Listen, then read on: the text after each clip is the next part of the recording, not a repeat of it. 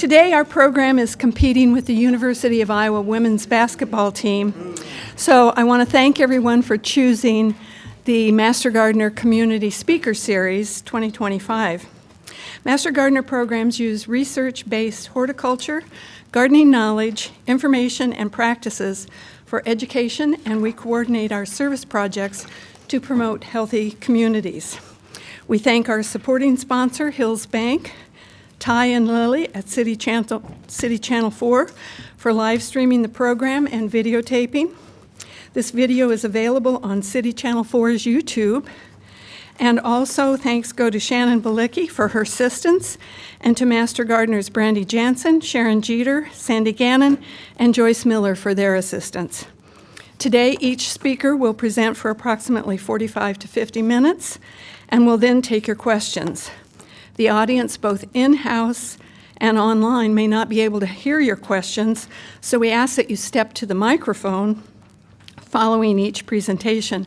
And please avoid walking near the cameras because videographers are using wide-angle lenses, and we don't want you ducking because your awkward moments will be captured and shared. Evaluation forms have been placed on your table. Please complete an evaluation form for each speaker and return the forms to me. If you haven't already, please silence your cell phones. And if I were to name today's program, I would call it All In for Iowa.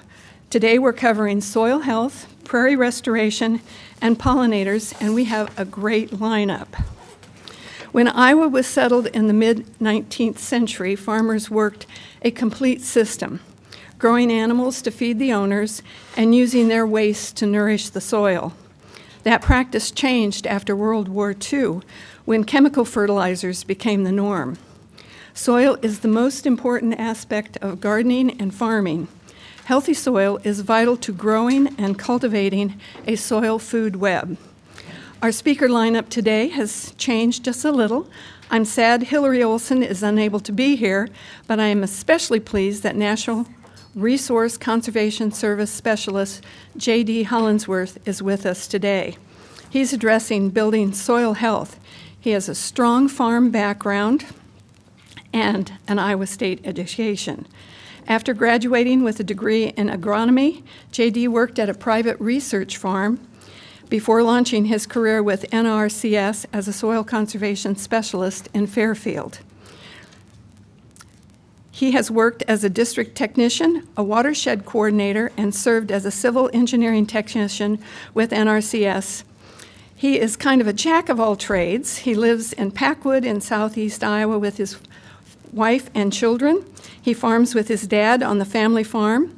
In 2013, they began using no-till and cover crops, and now use no-till cover crops on all the acres that they farm.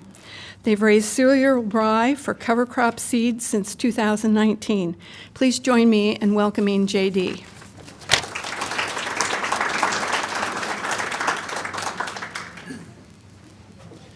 Thank you, Linda. And you'll have to holler at me if you can't hear me, and I'll try to speak up a little bit louder.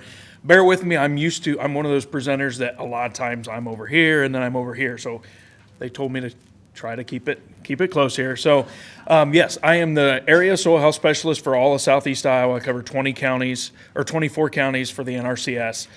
Started that position back in 2020 is when they first opened that position up. So like Linda said, I do farm on the side with my dad, and we do some no-till cover crop soil health practices. And if I have time, I'll kind of get into some of that, what we're doing on our farm. Hillary is the person on our team that works the most with gardeners. So just bear with me. I'm more of the large-scale agriculturist, I guess. But a lot of the soil health stuff really is passionate about, or I am passionate about. And so I've really taken a look at what we have been doing in agriculture. I see we have a broken system. I have big plans. It's taking me a while to get there on our farm, but hopefully we will get there. So the first thing I want to mention, and hopefully a lot of you already understand this, but the soil is alive. And my dad is a big believer in soil health. I never thought that I would get him on that track, but he is. The one thing, though, that I'm struggling with is to get him to understand the system is biologically driven, okay? And so that's something that a lot of farmers, they can see the benefits of soil health, but they don't understand why, what's going on behind the scenes. And that's something that the first thing I work with producers, they have to understand that the soil's alive and we need to treat it that way. And so then here we just put up a picture of the soil food web. And in agriculture especially, we've broken this food web, right? With tillage, with monocultures. Had a farmer tell me one time, he said, corn, soybeans, a lot of farmers are like, oh, that's the rotation I use is corn, soybean rotation. Corn and soybean is not a rotation. It's oscillation. It's flopping back between two crops. Mother Nature would never do that. Mother Nature likes a lot of diversity in there, okay? And so we've broken this system. In a tillage system, we do have a lot of biology out there, but it's mostly bacteria. And so we don't have this good cycle that you see up on this screen. We don't have the higher level biology in our systems anymore. And I had a coworker say, because I was trying to decide which slide do I use, which picture do I show, and he goes, show them both. He goes, this is, that last one talks about the food web, and it's more kind of the structure and the line that we have.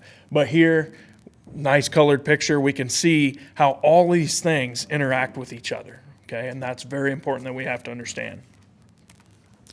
And so the next thing, everything starts with the soil, right?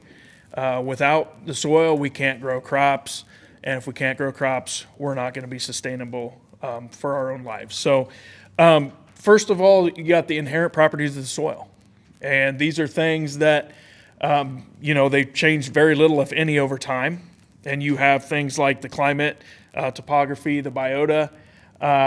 The parent material is big. If you've got soils that are derived under timber, the soil health is inherently going to be a little bit less. You have more of a diverse biology potentially, but that soil just hasn't built up quite as much as it would under a prairie system. And then obviously we have time in there as well. All soil takes time. Growing up, I was told soil organic matter, it took hundreds of years to build. Okay, and they said, so under our current farming system, there's no way we can build the soil that we've got, like the organic matter. On our farm, in between 2014 and 2022, we took soil samples, looked at organic matter. We actually increased organic matter in between those 8 years. We increased organic matter 1% on our farm. So it can be done, and we're not doing anything super high level, and so hopefully I have time and I'll get to some of that in a little bit, but we're not doing anything crazy, and we have been able to build soil organic matter on our farm. And then that leads us into the dynamic properties of the soil, and you can see here, this is where the land management, what we're doing with our soil, whether we're tilling the soil, whether we are doing no-till, whether we can get, a lot of these soil health practices that I'll get to in a little bit. If we can add all those things, then we can start changing the dynamic properties of the soil. And here, I've got up here, some of the inherent properties make a difference on the dynamic properties of the soil as well. But so the organic matter, the soil structure, that's another one that we can see a fairly rapid change in, depends on the number of soil health practices that we use. The infiltration rate, that's another one I work with a lot with farmers. That's kind of a big priority for them. They want that water to go in the soil. A lot of times we talk in the soil health world, somebody says, well, how much rain did you get? Well, the joke is between the soil health people is all of it, okay? It used to run off, right? And my dad noticed that. That was one of the first things when I started doing no-till and cover crop, and hopefully I have time here for another demonstration too. But my dad right away said, man, I see changes in your soil. The water's not ponding on your soil. I don't see the gullies on your soil. And so then that's where he was like, okay, now I need to start adopting those practices as well. Bulk density can be kind of important for some producers. The aggregate stability, again, this demonstration will show you that. And then the water and nutrient holding capacity. And again, that's one of the problems with in the agriculture system today is because our soil food web is broken, our soil is degraded, we have to put on more chemicals and fertilizers to be able to grow the same amount of crop that we used to, okay? And that's not good. As a farmer, I don't want to do that. I want to lower my inputs. I want to treat that soil because, and you'll see this a little bit later too, I have 2 kids. I raise those kids on the farm. So this is important to me. I don't want to put on, I joke at presentations to farmers that, oh, fertilizer's cheap, right? So we can just keep dumping it on. Well, number one, it's not cheap. And number two, the efficiency in a tillage system is 30 to 50% of the nitrogen that we put on actually goes to the crop. So if we can start putting on less, and if you reduce those amount of inputs without doing soil health practices, you'd see your yields decline. It's just a broken system that we have. So if we start to increase our soil health, then we can start reducing nutrient values that we're putting in to those crops, and we're seeing that on our farm. So here we have just a nice breakdown of what we want in our soils. A lot of times I'll say about 50% mineral material, but we're going to break this in down a little bit further even maybe and go say 4% organic matter. That's about where we're at on our farm. I would like to see higher, and hopefully I can continue to build that soil, but 46% the sand, silt, and clay particles. Then we've got the 4% organic matter and 25% air, 25% water. Okay, that's kind of an ideal makeup of the soil that we like to see in healthy soils. We'll move on here and see the soil aggregates. This is where we really start to be able to build up that water holding capacity and be able to have air in the soil. Soil aggregates. Anybody have an idea what the soil aggregates are? Sand, silt, and clay. Okay, but we're starting to hold those soil particles together, those sand, silt, and clay particles, the organic matter. Basically, when we're doing a tillage system, we're breaking all those apart. Okay, and so next I'm going to talk a little bit about how we build those, but we can see here we've got pore spaces in there.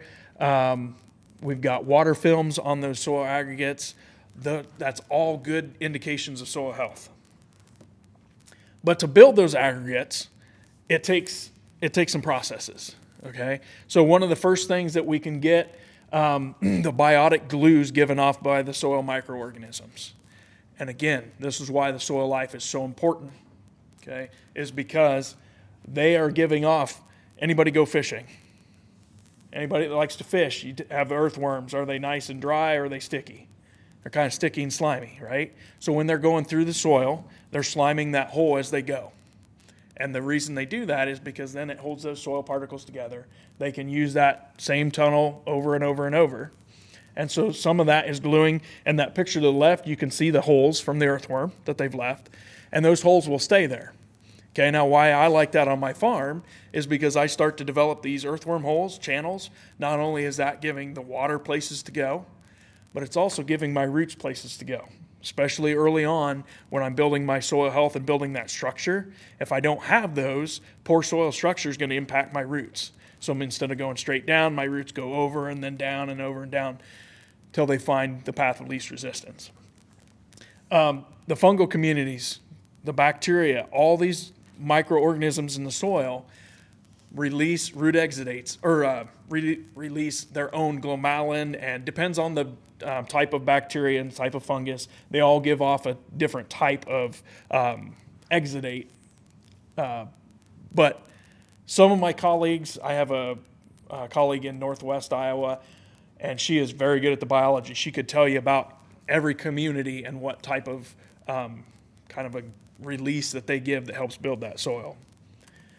But the other thing that we have is the root exudates from plants. Okay, now this is important for multiple reasons. Number one, we're building that soil aggregates. You can see here the pictures where the soil is sticking to the roots of the plants. This is what we like to see. Once we start to see this, if you see this in your garden, if I see this on my corn plants or my soybean plants, this is telling me that we have good root exudates coming off of those plants. We're starting to build that soil structure. The other thing that these roots do for us, those root exudates, is feed our biology. And I'll get in a little bit more in that in depth here in a little bit.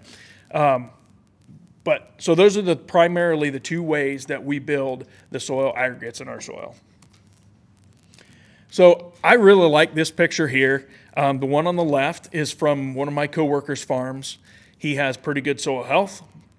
He started no-till and cover crops in 2013, or 2012, excuse me. And so in that, basically what they do, they go out and take a soil core, and they put like a resin inside that soil. They inject that in there, and then they are able to use like a laser and cut a very thin section of that soil. Then they put it on a microscope slide, and that's what you see. Okay, so all the blue area is the pore space that would be for air and water. And then you can see all the sand, silt, and clay particles making up different colors there. But then if you compare that to the picture on the right, there's no pore space, or very little. Okay, so you're not going to be able to hold the oxygen in the soil. You're not going to be able to hold much water in that soil. The other thing is the problems for the roots. The roots don't have those pore spaces to go down through there. And then here in the bottom, you can see this is kind of I call it a cartoon drawing. On the left, you're building those soil aggregates.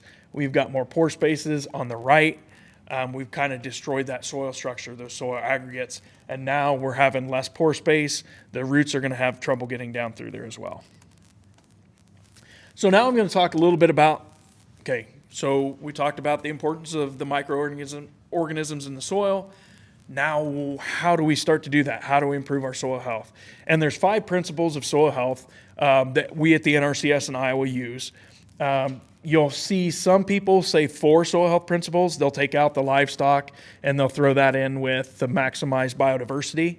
And then you'll see some people say, well, there's actually 6, and they'll use context as a 6th soil health principle.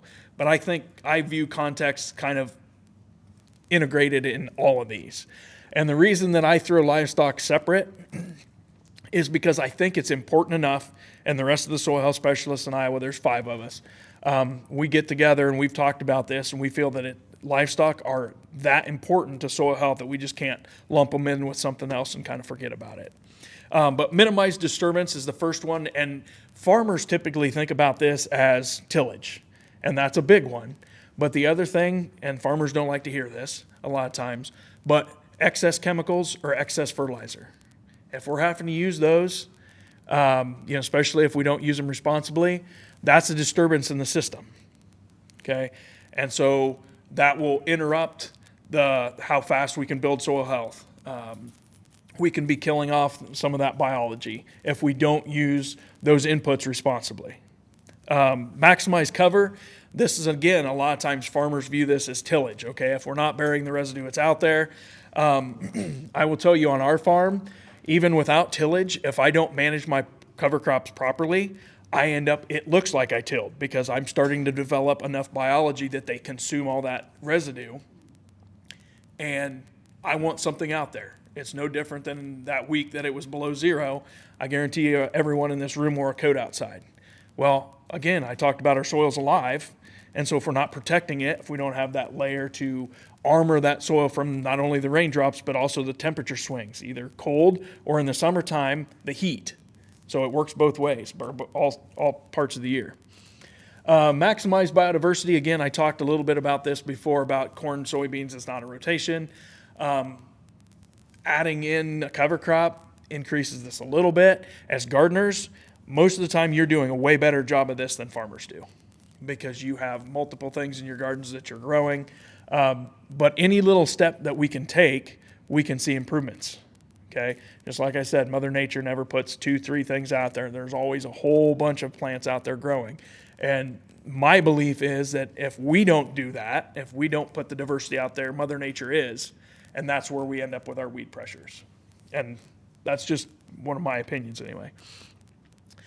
So the cover crops can do this, but the other thing is, if as farmers we can start doing rotations, then we can see some improvements. We've worked with Practical Farmers of Iowa quite a bit on this, trying to develop other markets for other products that we could grow as farmers to try to improve our diversity of crops that we're growing. Continuous living roots. This is another one that's important. A lot of times farmers don't quite understand why this is, but then it goes back to the biology. Okay, the roots give off those exudates, and that helps feed the biology. And so when I do presentations for school kids, I talk a lot about, especially if I give a presentation before lunch, I'm like, how many people ate breakfast? And of course, they all raise their hand. And I said, how many people's hungry now? They all raise their hands. I said, well, the biology, sometimes we expect them to live for months without putting food out there for them. And they're like, oh, they didn't think of it that way. And so this is one that's very important to keep our communities building and keeping them fed. But that's one that a lot of times farmers don't think a whole lot about. And then integrating livestock, grazing cover crops, just like the bison, before we settled the land, had the bison and all the animals out there eating on the stuff that was out there. And they're helping the saliva, the back end products, that's helping build that biology. And the similar things that we can do with grazing cattle today. My coworker has livestock, and his soil health improved a lot faster than what the typical farmers would because he's out there grazing those cover crops. So all those soil health principles, the two basic things that we're trying to accomplish with all those, with those 5 soil health principles, number one, feeding that biology. Okay, so that's that's a huge impact thing that we need to do. We want to continue to pump good, diverse food in there. It's just kind of like, this is another thing that I like to talk to school kids about. I said, well, if I gave you cheese pizza for free, are you guys going to be excited? And they're like, oh, yeah. And I said, what if 2 months I only give you cheese pizza every meal? Well, that's not going to be much fun. I want something else. Same's true with our biology, okay? Different root exudates, different things out there. That's going to help develop a better microbial population out there. And then the other thing I've kind of touched on a little bit, but we fed the biology, now we want to protect that habitat, okay? Providing that layer, insulation against the cold swings. We've actually seen temperatures. We've gone out and taken soil temperature readings, 2 fields right side by side. One had no-till and cover crops. The other one was a tilled field. And this wasn't even like later in the season when it gets really hot. This would have been early June. We noticed a 30-degree temperature swing from the no-till and cover crop to the tilled field.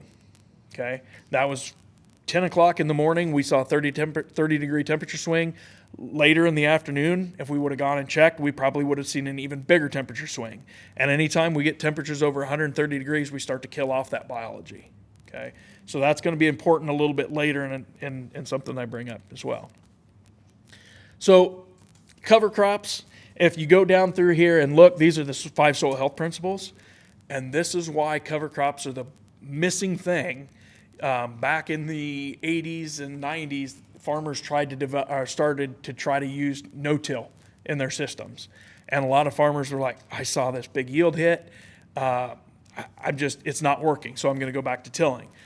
Cover crops were the missing part. Okay, you guys aren't, Washington County isn't too far from here. Washington County producers started to see this.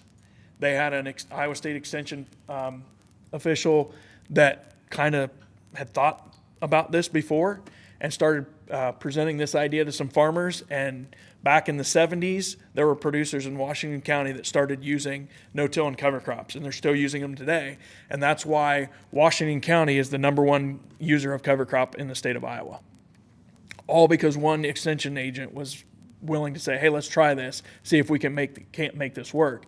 And so you can see all these things that the cover crops can do for us. Okay, they check all the boxes, and that's why it's so important. I actually talked with farmers sometimes about, okay, they're saying, I'll give you no-till or I'll give you cover crops. I don't want to try both at the same time. Cover crops. Start with cover crops. That's the most important thing.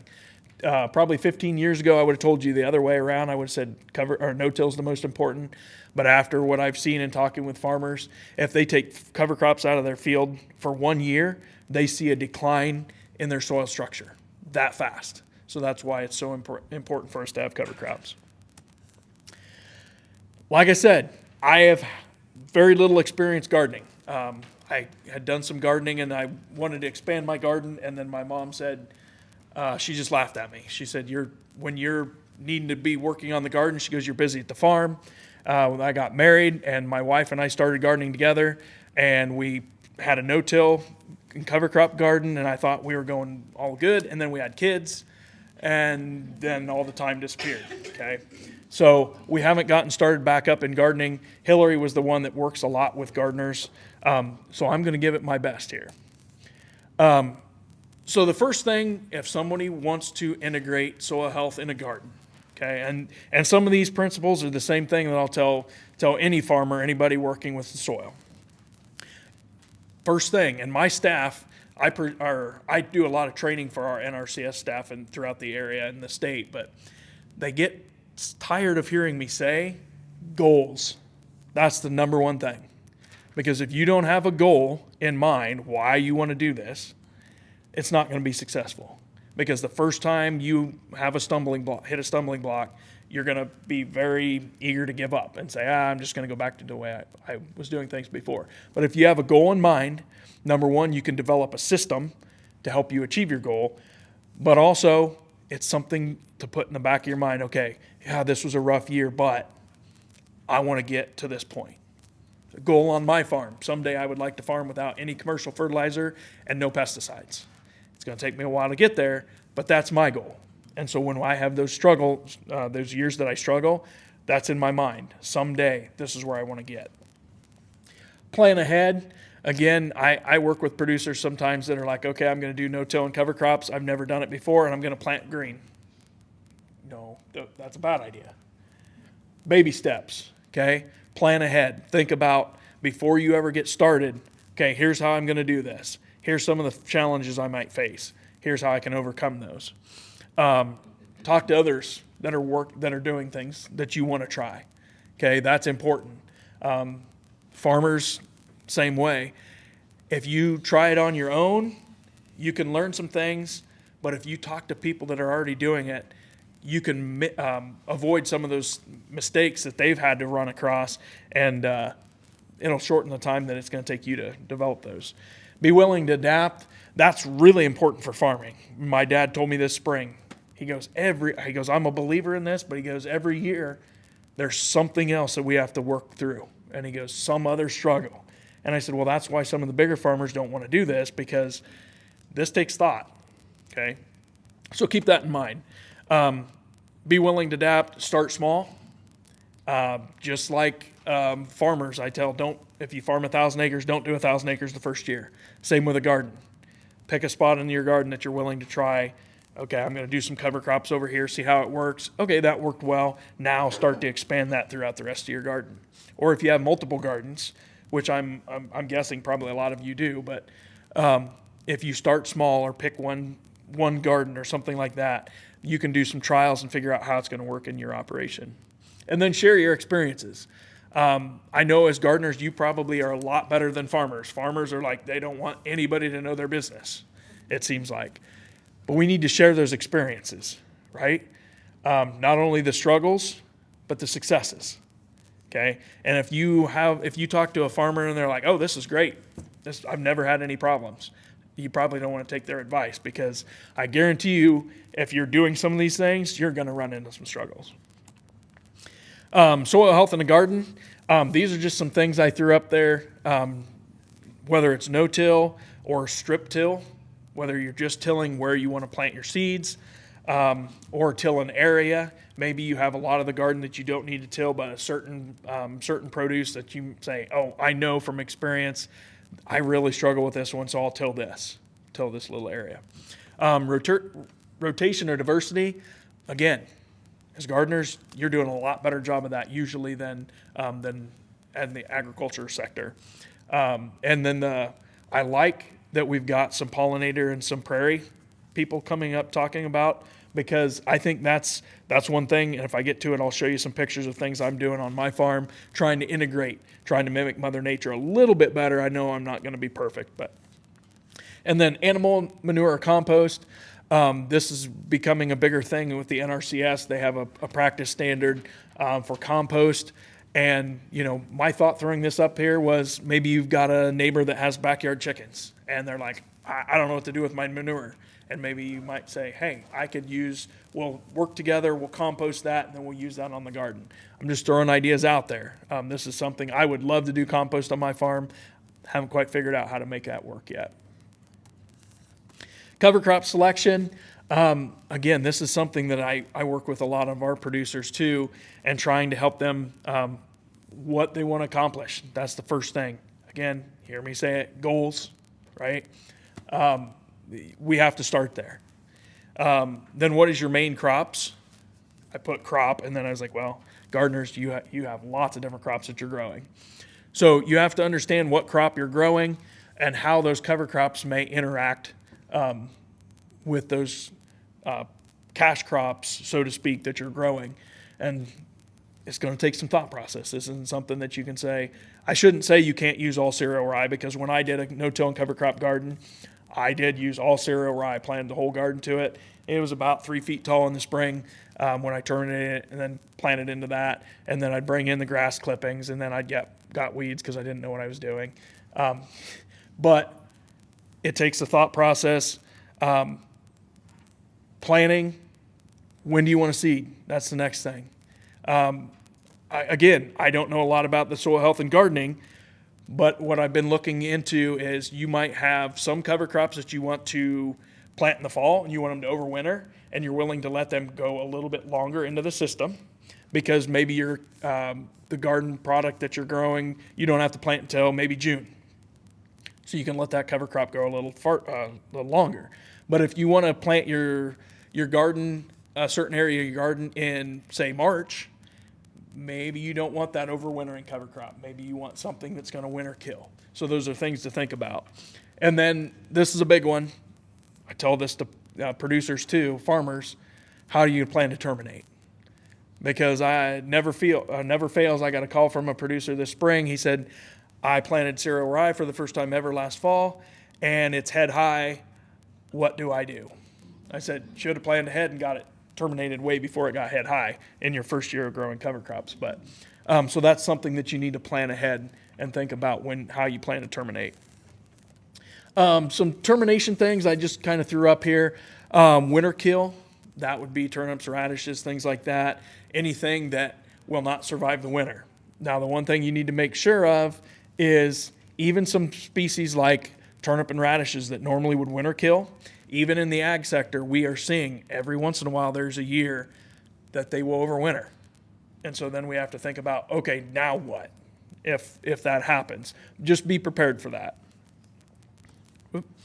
Tillage, this one I struggle to put up there because I really don't like using tillage as a method of terminating cover crops, but it is an option.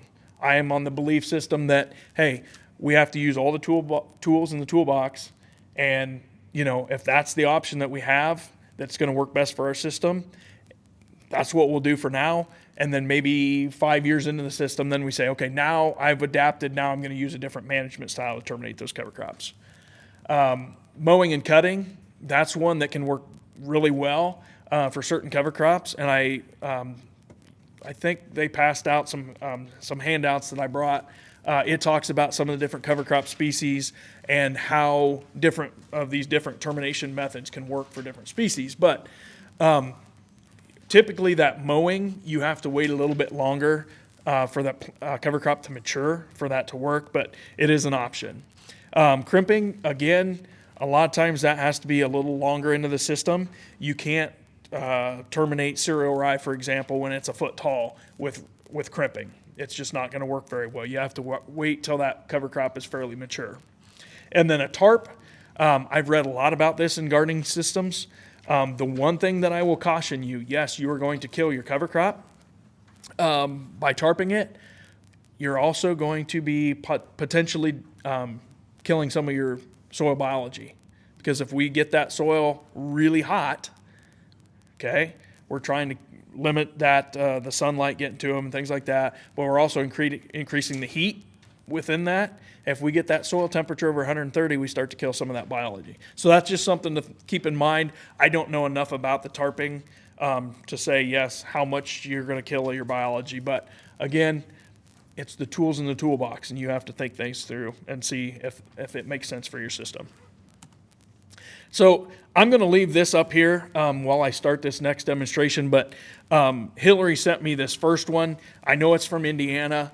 but it's a website, and they had a lot of good information on there.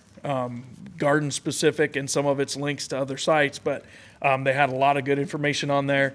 And then this Midwest Cover Crops Council, they had some really good information that they will start to do a produce cover crop tool. So you can type in what produce you have, and they'll help you pick out a cover crop. They don't have that finished yet. Right now it's just for the ag sector, but they are working on that. So now we'll see how this works, if you guys can still hear me. But so I'm going to do a little demonstration here. I've got 2 soil samples, 2 soil aggregates, and it might be a little hard to see back from in the back, but this is off my farm, no-till and cover crop. This is off my neighbor's. I just jumped the fence. It's 50 to 100 feet apart, not very far.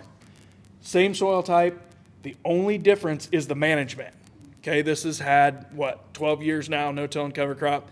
This one has continuously been tilled. And like I said, it's probably a little difficult in the back to see, but there's a color difference. That color difference didn't used to be there. We're building organic matter. We're not destroying our soil. So now, and the reason I brought this one instead of my big slate tubes is because this is something that you all can do at home. It's not, I've got slate tubes that I can, do this demonstration. They're not very easy to get out in the farm or out in the fields or in the gardens. Well, I'll see if I can do this. See how good I am if I can do both hands this time. So basically what I'm doing is I'm simulating a rainfall event on these soils, and I'll hold these up once I get. The left one is the tilt, or No, yours? It's the This one is the tilled, this one's the no-till.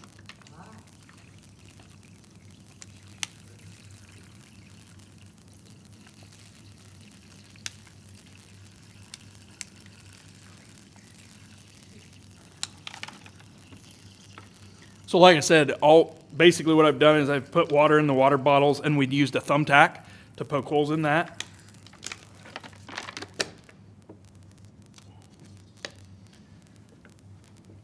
Okay, as we can see, we do have a little bit of soil left in this one.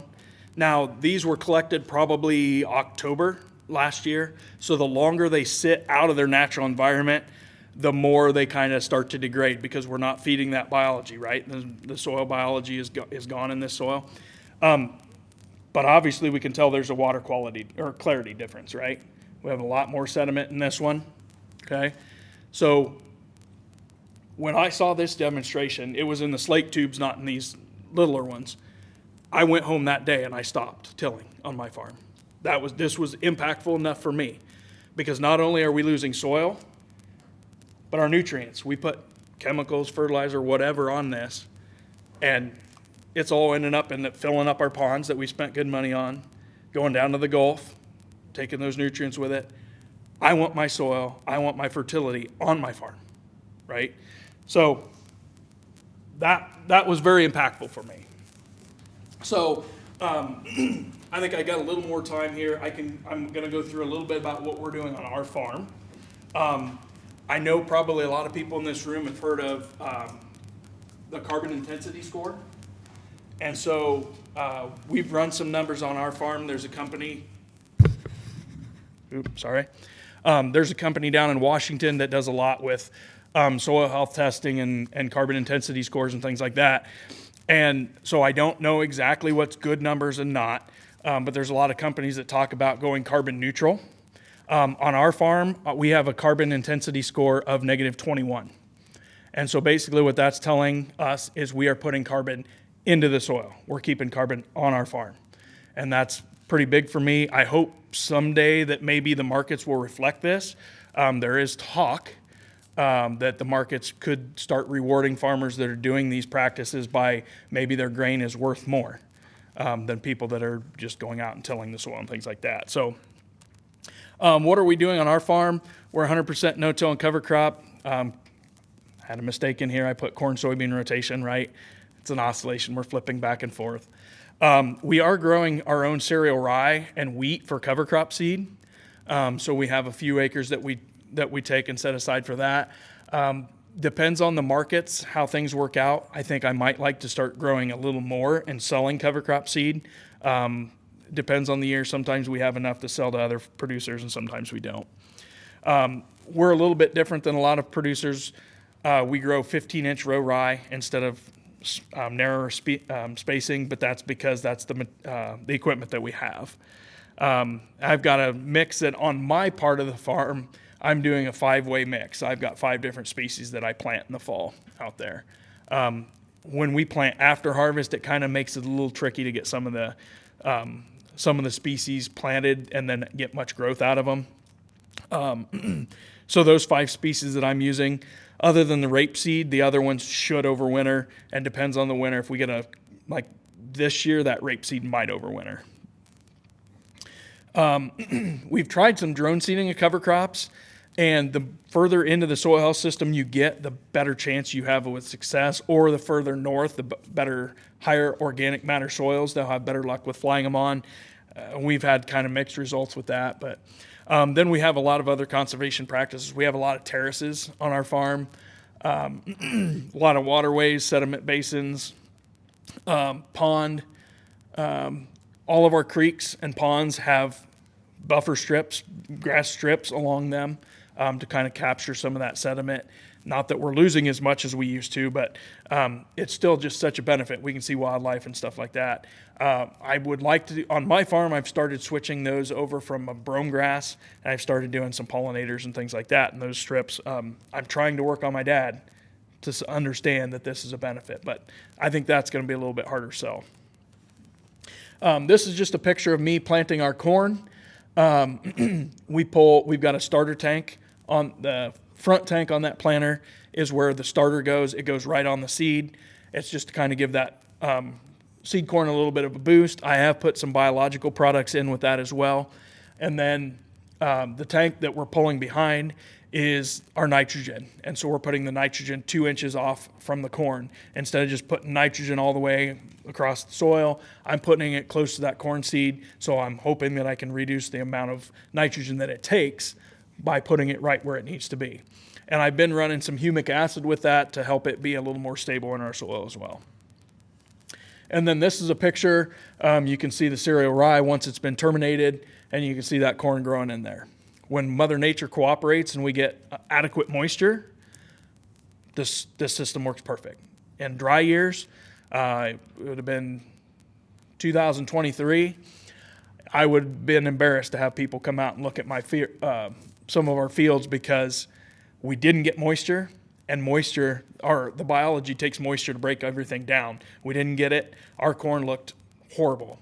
But at the end of the year, when it came time for harvest, our soil biology was built up enough, the soil health was built up enough, that corn made up for it late in the season, and we ended up with a very, very successful yield. This is planting into our soybeans. Corn, sometimes we plant into green cereal rye, sometimes we plant into terminated cereal rye. Soybeans, we have found no reason whatsoever to terminate the rye before we plant beans. There's none. The soybeans love being planted in the cereal rye. I think it has something to do with the nitrogen. The cover crops taking nitrogen away from the soybeans. It makes the soybeans nodulate better, and then they do get a boost of nitrogen from the rye decaying later in the season and kind of gives them a boost. So here you can see the soybeans and that residue. This has been a very nice system for us. We really like it. This is what happens when Mother Nature doesn't cooperate in the spring, early on.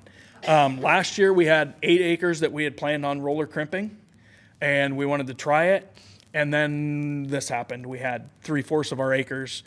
Cover crop was headed out because it kept raining, and so then we did some roller crimping, and this is what it looked like when the beans came up. And we found actually that if we wait for the beans to get up and then roller crimp it, we have better yields than if we roller crimp it before the beans come up, which confused me a little bit. But I think the beans like being hurt a little bit for some reason. It doesn't make sense to me, but they like being stressed. Stress is a better word.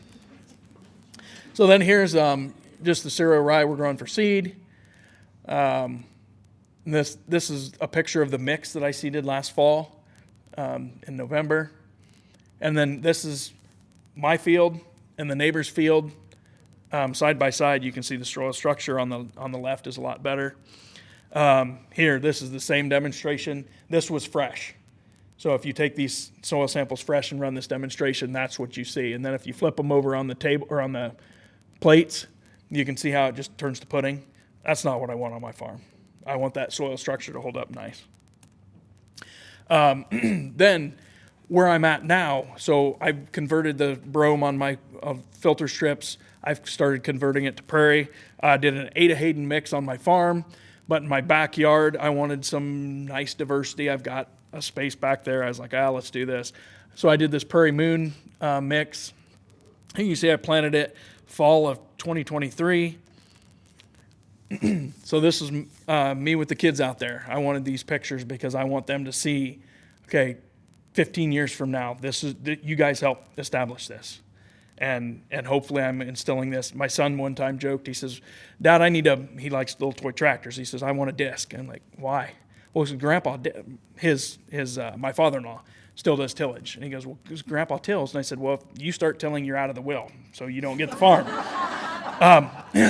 But he now is starting to tell people, hey, this is pretty neat. So this is taken June 27th. This is July 12th. Now I tell a cover crop seed dealer or a seed dealer said, hey, can I share some of this? And I said, yes, don't tell people this is going to happen year one. I was out there every night pulling weeds because I wanted it to be successful. I didn't want to have to mow it. That it hurt. The first day I saw flowers coming up, I was like, I can't mow that off. So I started pulling weeds. This was July 22nd, what it looked like. This was August 15th. And then September 9th. That's what it looked like. So it was a labor of love. My DNR wildlife biologist in the office, he's like, you're crazy. Why are you doing this? I'm like, because I want it to look good, and it hurt me to go out and destroy flowers. And so I said I did enough of that on my farm where it was too many acres to do. But I said this 40 by 40 area, I said I can pull weeds. I want to have something that looks really good. Whoops. And then this is why I do what I do. This is why, when I present, are there farmers out there that don't care about the environment? Absolutely. But there are a lot of us out there that those two kids I raise on the farm. They're right there. So if my soil disappears and I can't farm anymore, it doesn't do them any good. If I pollute the water, I don't want them getting sick, right? So there are a lot of us farmers that do care because this is impactful. When I present to farmers, this hits right in the fields for them. So with that, I'll open it up to any questions. If you have questions, please step to the mic. Here, Liz. Oh. You can come back here. Thank you. I want to rehab, I garden with a neighbor, and I think he just wore out his garden soil. So we're going to do a bi-year, and I want to build up the soil. I put manure on it last year, but it's got too many squash bugs and all that other stuff. Is there like a recommended crop cover that I can put on the off year to kind of help build up the soil? Like, would it be like a rye, or is there like a mix that would be? So as far as specifically, the things that I would look for, number one, I would do a mix. The more diversity in a mix, when we have an off season where, say after small grain harvest, that gives us a better window. I would not put anything less than 10 species. Dr. Christine Jones recommends at least 4 plant families. Okay, and if we can and it gets into complicated, but if you have the crop types too, if you have a warm season broadleaf, cool season broadleaf, warm season grass, cool season grass, if you can get all those together, and then the more plant families that we can introduce into a mix, that's going to be better. Okay, so that's one thing is definitely a mix, but the other, there's lots of places out there. One that I know about it specifically because we've had a chance to tour it. Green Cover Seeds in Nebraska is one. And maybe there's other people around that have good cover crop suppliers. That's just a place that we have toured that has They send cover crops all over the place. And so, but the one other thing that I think I would talk with the seed supplier would be, okay, here's the pest issues that we have. We don't want something to create a green bridge that, okay, we put this out there and all of a sudden now we just gave them a habitat for the squash bugs and we made them worse. So that's something that I would keep in mind too.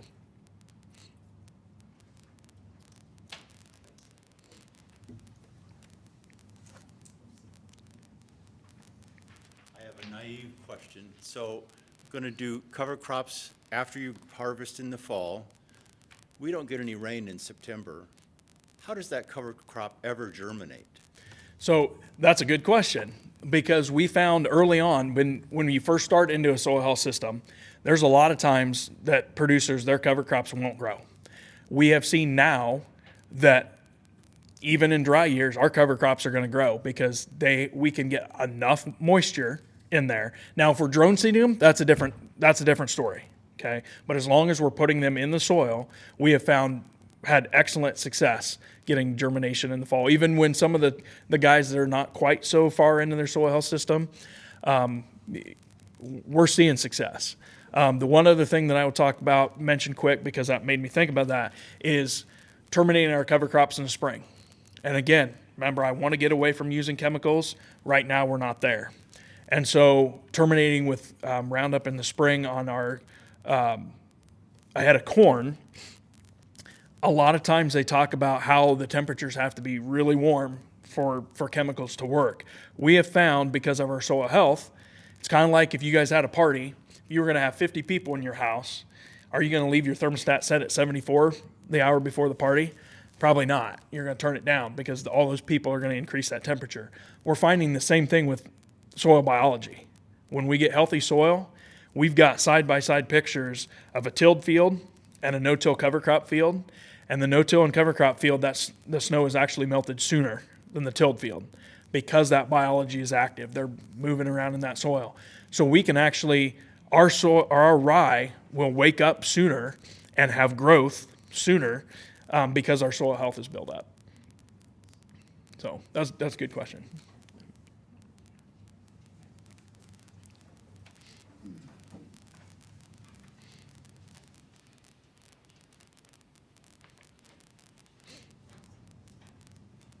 When you tell farmers that it's broken, and they are increasing their yields and making their money, and the system that they have works, what do you tell them is broken? Because you tell that you're trying to sell them healthy soils, but the current system doesn't seem to require healthy soils. Correct. It requires the system that's working. Mm-hmm. So what specifically is broken, and how do you describe it? Yep. So another good question. And this happens a lot. And sometimes I'll give a presentation to a group of farmers, and the joke is, if you want farmers to show up, you have to feed them. And so there are people that come just for the food. And then if I get a producer that all of a sudden starts pointing his finger and yelling at me, I'm like, good. This is good. I struck a nerve. Because if they don't believe what I'm saying, then they will just, guy doesn't know what he's talking about. But if they start to come back after me, I struck a nerve. And it might be 5 years from now that they start doing something, but I planted a seed. But yeah, farmers, they're seeing more and more yields. And unfortunately, a lot of times for farmers, they look at, well, I want the highest yield. Well, as a farmer looking at soil health, my goal is profit. I don't care, my yields are going to be less than people in Johnson County because our soils just aren't quite as good. But if I can get 180 bushels every year because my soil health is built up and I can withstand drought pressures, the wet years, things like that, I can weather the storm, so to speak. They might get 250 bushel on a good year, but if they have a poor year and they can see it, they drive by my farm in the heat of summer, the tilled fields, the corn's starting to roll up. It's starting to try to protect itself. My corn, it's not doing that. It doesn't need to. The soil health is up. You're building them, or you got plenty of moisture in there. You're getting moisture coming up from the soil. they might have worse yield. When I talk to my crop insurance person, she goes, why are you spending more? They're selling a product. She's telling me your yields are here. Their yields are like this. So that's what we try to say. Okay, yes, you can grow really good yields, but what's your profit? What's the bottom line? And so if they're having to put, and we're finding it year after year, they're having to put more and more fertilizer on to achieve those high yields. Where if we're starting to cut, like some of the Iowa State recommendations, you're around 1 to 1.1 pounds of nitrogen per bushel of corn. Well, if I can get down to 0.6, 0.7, that's going to help me, right? It's money I don't have to spend. So that's what we kind of try to help them understand is, yes, you are seeing you're still making money and you're still buying this equipment. But that's the other thing is I don't have to have a 400 horsepower tractor to pull tillage equipment anymore. We don't have that. We can get a smaller tractor that all we have to pull is our planter. And then as soon as we're done harvesting and planting our cover crop in the fall, I'm done. I can go, do whatever I want. Whereas now they got to start their tillage operations. And then in the spring, they have to go out and do their tillage operation. And seeing the pocketbook when they're spending all that money on fuel and those big high horsepower tractors, some of them are starting to see, okay, it's not necessarily all about the yield as long as the return on investment is there. That's where it really counts. I had a farmers from Washington County come and talk about what they've been doing to their farm. I was so impressed. They do the cover crops. They're using a lot less nitrogen. They're putting manure on too. Yes. And they're really their neighbors are doing this too, and they're putting a lot less money into growing the crops. Correct. Yes. Yep. That definitely helps. Okay, back to home gardening. Okay. So a lot of our vegetable crops hang on really late in the season, especially it seems like we haven't had a killing frost, until later. So what is the latest date that you can plant a cover crop, and what would some of those varieties be that you can plant? Okay, so the later in the season we get, the less diversity we can have out there, because the seeding windows go down. But like for NRCS standards for what they tell crop producers, we can actually put on cereal rye. Winter wheat is kind of questionable, but winter camelina and winter triticale, we can actually put on those cover crops up to December 21st, and producers can still get cost share. Now, how much growth you're going to get in the fall, it's pretty limited. And the other thing that I tell producers is if we can get them in the ground instead of broadcasting, we're going to have better luck. But you're going to still see a benefit in the spring with those. The one thing I have also seen is like for farmers, and I don't know enough about the gardening to say this would work well for you or not, but interseeding. We have farmers that are seeding cover crops when the corn is V4 to V5, so it may be like this tall. Farmers are putting cover crop on then. Sometimes they have to widen their rows to get sunlight to them and everything. But also in the fall, as soon as the crops start to turn and start to mature, they're going out and flying cover crops on, and then the cover crop may be up before they actually get the crop harvested. So those are a few options, and like I said, everything's going to be different on your level of management and what your goals are. But some of the winter hardy species you can actually seed pretty late and still get some benefit. Got one more. You probably don't have as many supply chain issues then with using localized cover crops from Nebraska?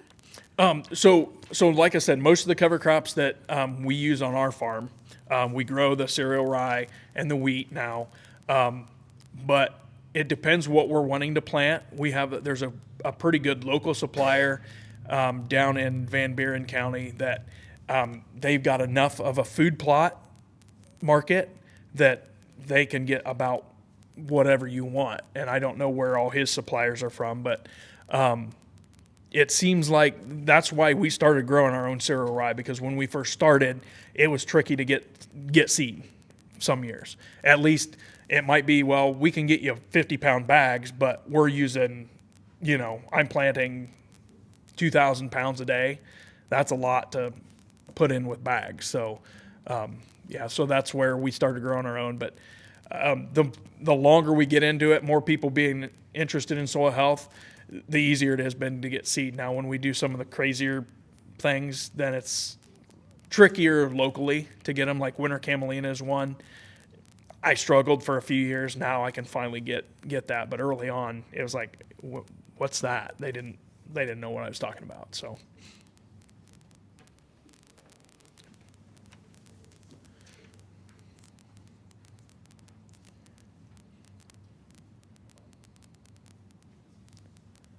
I'm just curious about the corn soybean rotation. You said corn soybeans are not rotation. Can you explain that, or what would be rotation? So what farmers used to do years ago is they would grow corn, soybeans, oats, and then hay. That was a very common rotation years ago, or maybe even just corn, oats, and then hay. But they were doing something different. And right now, farmers, there are farmers that are doing corn, like continuous corn in the same field. Flopping back and forth the corn and soybeans. We call it a rotation, but it really isn't, because you're just flopping back and forth between two cash crops. So in a rotation, the more things that we can add, like if we add a small grain, I work with a producer down in Davis County that he has found raising a small grain in his corn soybean rotation. If he does corn, soybean, some of his acres will be rye, some will be wheat. He has found that he actually is more profitable doing that rotation. Now, he has livestock, so after he does corn, soybean, wheat, then he will plant a diverse cover crop mix, and then he will graze his cattle on there. And he has found that now, where he used to have to go out is 10 degrees below zero, and he's having to go out there, fire the tractor up, feed hay. Now he says, I can go out there and strip graze these cover crops. And he said, I haven't talked to him yet from this winter, but last winter, he said there was only 1 week, the whole winter, that he had to feed hay. He says the rest of the winter, I grazed my cover crop fields. And he said cattle did better than feeding hay.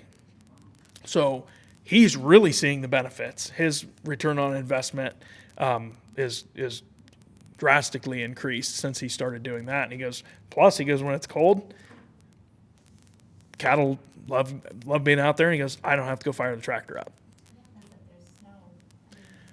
So early on, it's tricky because then they have to learn to dig through there. But once they know what's down there, like the producers in South Dakota, for instance, are ones that have been doing this for a long time, and their cattle know, I dig through that snow. And then that's the other thing. They're eating some of that snow if they need water. They don't need as much water in the winter, but they can eat that snow and get some of that moisture rather than having to go back to a stock tank. But they will dig through that cover crop. And then the other thing is we design our mixes so we have some tall species, some medium height species, and then some shorter species. And then that kind of extends the length, because the top species will protect once they get frosted. They'll protect the lower species from the frost, and then the next level of frost protection. So it's kind of a number one, they'll learn how to dig through the snow, but also we design the mixes to kind of help alleviate some of that as well. So. If there are no more questions, let's thank JD.